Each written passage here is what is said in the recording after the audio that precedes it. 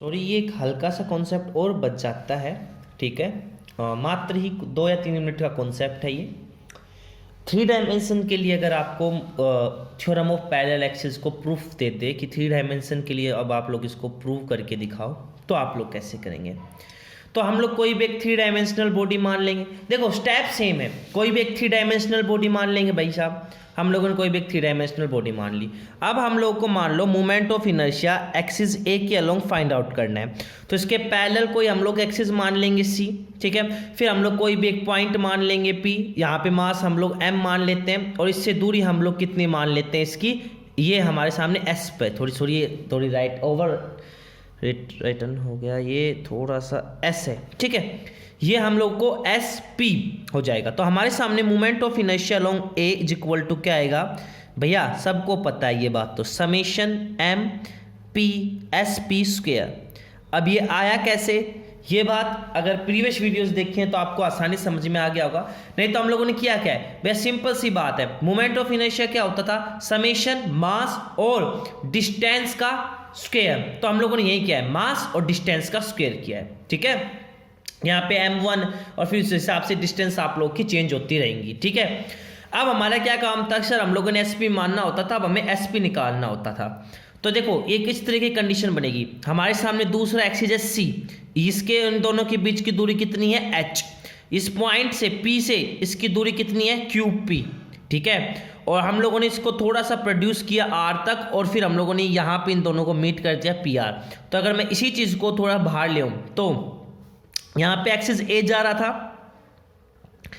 और यहाँ पे आपका एक्सिस कौन सा जा रहा था? C जा रहा था। तो हमारे इन दोनों के बीच की दूरी कितनी थी भाई साहब? H। और ये हम लोगों ने कोई पॉइंट मान लिया था P, इससे इसकी दूरी S ले ली थी, SP हो गई थी, और इससे हमारी दूरी QP ले ली थी। हम लोगों ने थोड़ा इसको प्रोड्यूस किया था QR, और इसके बीच की दूरी RP। ये डायग्राम हल्का सा आपको याद रखना है। अब यहाँ पे आप लोगों ने कुछ नहीं करना, दो वेक्टर्स का एडिशंस लगाने, ट्राइंगल ऑफ एडिशन। हमारे सामने एक वेक्टर हो गया ये, एक वेक्टर हो गया ये। तो नेक्स्ट वेक्टर का जो मैग्नीट्यूड होगा वो क्या होगा? पहले वेक्टर का स्क्वायर प्लस दूसरे वेक्टर का स्क्वायर माइनस 2AB और उनके बीच का एंगल। ये होता था हमारे सामने। तो हम लोगों ने ये किया, पहला वेक्टर हमारा कौन सा? SQ, दूसरा वेक्टर QP का स्क्वायर, और ये हमारे सामने फाइनली सोल्व होकर आ गया। तो हमारा SP की जगह मैं ये लिख देता हूँ, और SQ और QP की वैल्यू रख दो। SQ की वैल्यू हम लोग H मान के चले, QP की वैल्यू R। तो हमारे सामने जो SP का जो स्क्वायर है वो किसके बराबर आ गया? वो बराबर आ गया H square plus R square minus 2HR cos theta. यहाँ पे पुट करो, IA की वैल्यू आ जाएगी summation M H square plus R square minus 2HR cos theta, ठीक है। अब इस समेशन को अलग अलग मल्टीप्लाई कर दो। IA summation MH square plus summation MR square minus 2HR cos theta. अब हमें कोस थीटा की वैल्यू निकालनी है। देखो इन ट्राइंगल QRP, ये ट्राइंगल देखो QRP, इस ट्राइंगल के अंदर अगर मैं कोस 180 माइनस थीटा निकालूंगा तो किसके बराबर आएगा? ठीक है, वो वाली ट्रिक आप लोग, सिंपल जो ट्रिग्नोमेट्री फॉर्मूला होता था उसका अगर आप लोग यूज करेंगे तो हमारा x/r के बराबर है। कैसे किया आप लोग को पता होगा, P P P, ठीक है।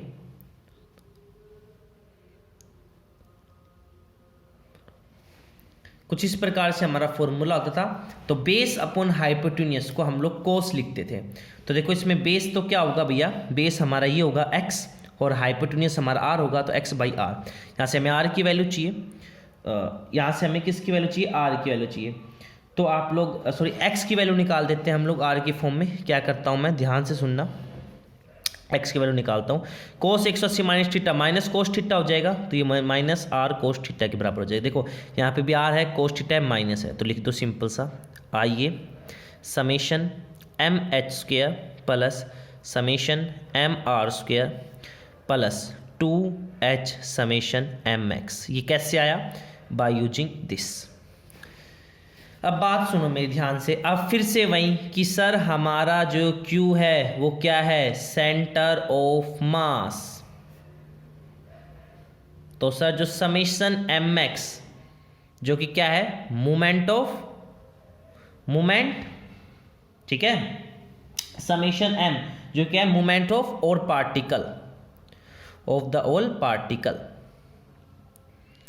अबाउट, किसके about c, about the axis c, किसके बराबर होगा, 0 के बराबर होगा। ये 0 के बराबर, आइए बराबर वही हमारा जो पुराना था, summation M H square plus summation M R square, summation M R square moment of inertia long C, क्योंकि ये डिस्टेंस का स्क्वेयर हो गया और मास हमारा टोटल हो गया, तो I is equal to I C plus capital M H square. Capital M कैसे है, समेशन एम की बजाय हम लोगों ने कैपिटल एम लिख लिया, टोटल मास। तो यहाँ से आप लोग की theorem of parallel axis complete हो जाती है। हम लोगों ने तीनों केस आपके डिस्कस कर लिए। इसके बाद हमारे सामने आते हैं मोमेंट ऑफ इनर्शिया को कैलकुलेशन करना, यानी कि हमने जो दो थ्योरम पढ़ी हैं इसके एप्लीकेशंस आते हैं। टोटल 5 से 6 7 एप्लीकेशंस बन जाते हैं ये, ठीक है, और वो एप्लीकेशंस एक पक्का क्वेश्चन पेपर में आता ही आता है। तो हम लोग उन एप्लीकेशंस की सेपरेट वीडियोस के साथ डिस्कस करेंगे। तो लगभग आप लोग के नंबर ऑफ पार्ट्स ज़्यादा हो जाएंगे इस चैप्टर के, परंतु उनकी जो वो जो है मतलब कि वीडियो के अंदर जो वीडियो की लेंथ है वो मैं मिनिमाइज़ करने की कोशिश करूँगा। Thank you.